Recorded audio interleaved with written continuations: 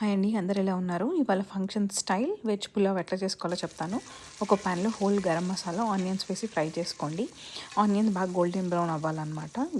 Golden brown అయ్యేలోపు మనకు చిన్న పనులు ఉంటాయి, అవి కూడా చేసుకుందాము. ఆ తర్వాత అందులో వెజ్జీస్ యాడ్ చేసుకోవాలి. వెజ్జీస్ అంటే లైక్ బంగాళదుంప, క్యారెట్, బీన్స్ అండ్ పచ్చి బఠానీ వేసుకున్నాను నేను. మీరు ఇవి వేసుకోండి. ఇవి వేస్తేనే బాగుంటాయి, ఇంకా అడిషనల్ ఏం యాడ్ చేయొద్దు. క్యాప్సికమ్ కూడా వేసుకోవచ్చు అట్ టైమ్స్. అండ్ దెన్ ఒక దానిలో అల్లం వెల్లిపాయ పేస్ట్, అల్లం వెల్లిపాయ, టొమాటో అండ్ దెన్ పచ్చిమిరపకాయ, పుదీనా, ఈ 5 పేస్ట్ చేసి ఒక పక్కన పెట్టుకోండి. వెజిటేబుల్స్ కొంచెం మగ్గాక ఇది అందులో వేసి మనం ఫ్రై చేసుకుంటాము.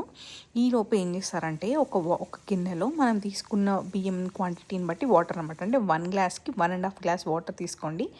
దానిలో షజీరా, బిర్యానీ ఆకు వేసి బాగా బాయిల్ అవ్వనివ్వండి. ఈ వెజిటేబుల్స్ బాయిల్ అయినాక అందులో యాడ్ చేస్తామన్నమాట. సో ఇప్పుడు ఇందులో మనం ఇందాక ప్రిపేర్ చేసుకున్న పేస్ట్ కూడా వేసి బాగా ఫ్రై చేసుకోవాలి. మంచిగా ఫ్రై అయితే బాగుంటుందన్నమాట. పచ్చి ఫ్లేవర్, పుదీనా పచ్చిది వేస్తాం కదా, పుదీనా టొమాటో ఫ్లేవర్ పోయేదాకా ఫ్రై చేసుకొని అంటే వెజిటేబుల్స్ కూడా మగ్గిపోతాయి అన్నమాట.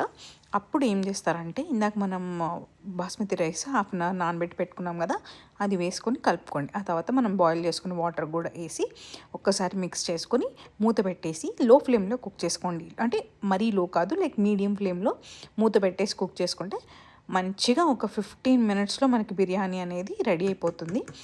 లాస్ట్ 5 మినిట్స్ ఏం చేస్తారంటే వాటర్ అన్నీ ఎవాపరేట్ అయిపోతే బాగా సిమ్లో పెట్టేయండి, అంతే.